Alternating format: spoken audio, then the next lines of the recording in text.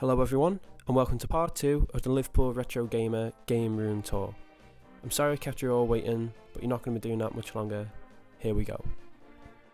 The bookcase we'll be looking at today has only box 16-bit stuff and anything earlier than that. At the bottom we've also got some strategy guides which I can't wait to show you at the end. So the first thing we're going to talk about are the two consoles that I have at the top. I've got the NES, which I got off my good mate Joe from history class for £50. I think this is original family one, so thank you very much Joe, really appreciate it, it's in a good home mate. And then I've got my Nintendo 64, which got quite a funny story about actually. What happened with the N64 is I was on a night out, I was pretty drunk to be honest, and I was really in a bad way to be perfectly honest. I was looking through Gumtree and someone had just put up, well what I presume is their family Nintendo 64, it said it had GoldenEye, the console and a few other bits and bobs. So I was messaging a fella about 1 o'clock in the morning, can't believe he replied to me. And it said, you know, I'm going to be there, I'm going to be awake on time, get it to mine, blah, blah, blah.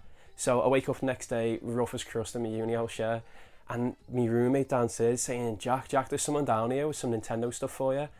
And I'm like, oh, tell him, I'm on my way, whatever. I come down the stairs, and there's this fella looking at me, an absolute state, and I'm just like, please, man, just take the money off me, take the money. And he's trying to be really nice and tell me about everything. And then I had to, like, basically redeem myself, and I went, I'm going to take good care of this console. I am going to take good care of this console. Don't worry about it. So if he is by any chance watching this, it's in a good place, man, and I'm not in a bad way anymore. Now we move on to the two bosses of the 16-bit generation, the Super Nintendo and the Sega Mega Drive. Now, I really never thought I'd actually have a box for me Super Nintendo, but here it is, and I've actually got the Street Fighter 2 one of my favourite games of all time. And Ian, I remember you got me this, I believe it was for Christmas. And man, I am so grateful. I know it's got a little dent in it, but I mean, I don't care. I got this for nothing. This is brilliant, and I'm really, really grateful to have it. Now, my box Mega Drive 2, I actually got it as a gift from my old employer. And Lucy, I'm very grateful for that, so thank you very much. And it's still in a good home right now. So I know a lot of people are going to be saying, you know, is your favourite the Super Nintendo or the Sega Mega Drive? And genuinely, I had both consoles when I was younger. I had the SNES first, and then the Mega Drive a bit later. So it's really difficult to choose because they've both got a proper special place in my heart. And honestly, I'm just blessed to have been able to play them. Well, basically get a taste of that era when I was a young lad, because they really are two of the best systems of all time.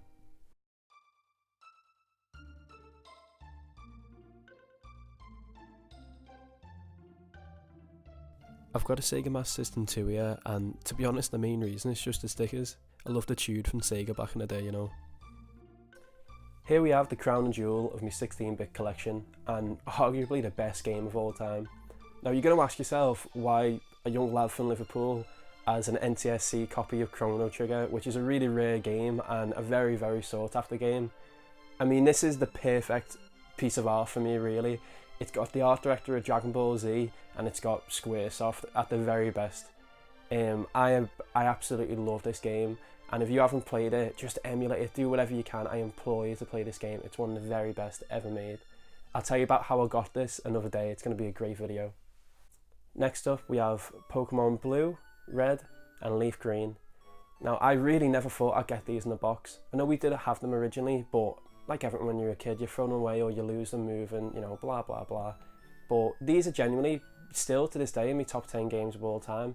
I know they're a bit dated, and sometimes the music can get to you a little bit when you listen to it in comparison to other games nowadays, but I absolutely love them.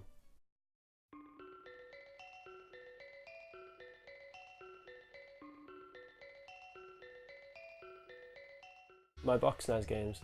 I really never expected to get any of these, because whenever you see them properly, they're always just ripped to pieces. And another thing is they're made of cardboard as well. So the Mega Drive definitely won in terms of its packaging. But one thing I highly recommend to everybody is getting some plastic box protectors. It will make a game that's a bit beat up just look absolutely brilliant, just with the tiniest effect. It's crazy. Moving on from the packaging now, we're going to talk about the games themselves. The first of which is Aladdin. Now, a lot of people prefer the Mega Drive version, but I absolutely love the SNES one. It's one of my top 10 games of all time. A bit further on from that, we've got some RPGs which I'm really looking to have, like Illusion of Time, Final Fantasy 3, well, Final Fantasy 6, and even the likes of Super Mario All-Stars and Super Mario World. I can't believe I've got them. But one I'm really happy to have is Street Fighter 2. Said earlier, it's one of my favourite games of all time, and this is a good example of what I was saying before about the box being in pretty rough condition, but these box protectors making them look a hell of a lot better. I've also got the Super Game Boy player, which is a masterpiece because it makes Pokemon Red and Blue look amazing, and you can play it on a big screen. You've got to get one if you like Pokemon. Just to go a bit more in depth with the Super Game Boy for a minute, I've also got this guide for it here. It covers the likes of Link's Awakening and Super Mario Land 2, what games they are, man. But I didn't even know this console existed or this accessory existed when I was younger, but if it did, I've been playing Pokemon a lot on this. When it's all set up, it looks a bit Frankensteinish, but you should definitely get hold of one.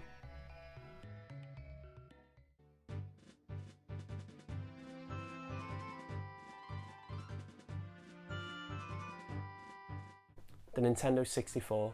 Now this is a console that I never had when I was younger. In fact, I only knew one person who actually did have it, and he only had Gauntlet Legends of it, a game that I absolutely loved, and I loved playing back then as well, and I still don't own it.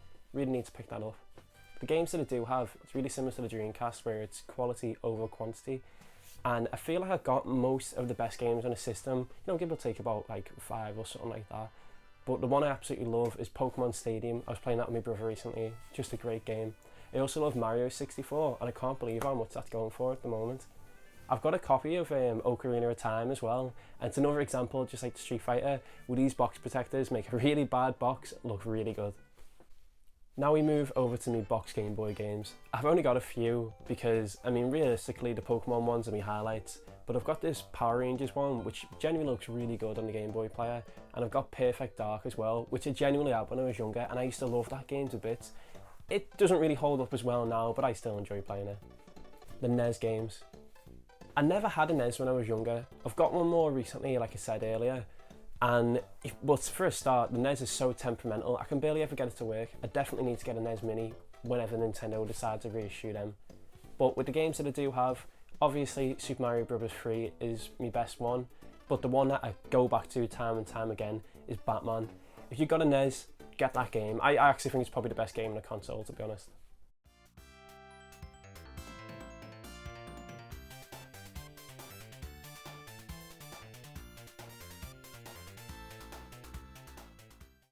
The Sega Mega Drive. What can I say about this console? Like I said earlier, I had them both when I was younger and I loved them both to bits. There's so many games in the system that I love. I've still got some of the original cases from this as well. I've got my original Sonic 1, I've got my original Mega Games 2, and I'm really, really happy I got them because Golden Axe is actually my favourite Sega game ever made. I don't know what it is, but I just love that game to bits. It's probably the music, to be honest. It's really, really good. But out of these, I'd say my best ones I've got Comic Zone, which is a really good game. And then I've also got two that I wanted since I first started collecting, X-Men 1 and X-Men 2. X-Men 2 is called X-Men 2 The Clone Wars. Why is it that every sequel is called The Clone Wars?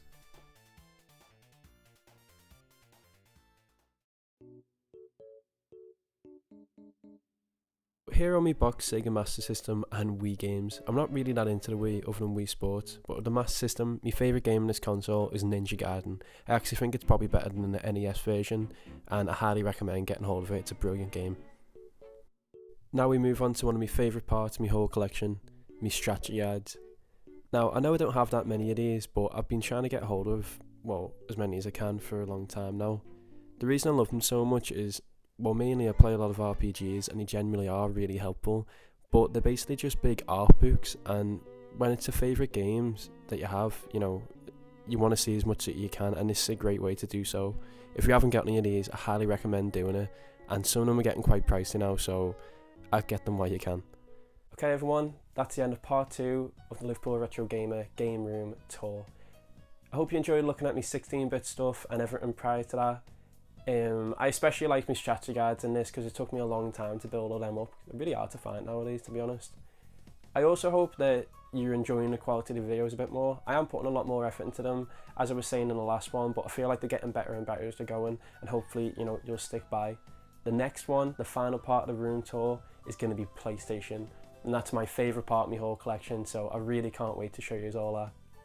As always, hope you got some enjoyment out of it, or just I hope you got to see, you know, something that maybe you had when you were younger and, you know, bring back a couple of happy memories for you. Either way, I'll see you next time. Peace.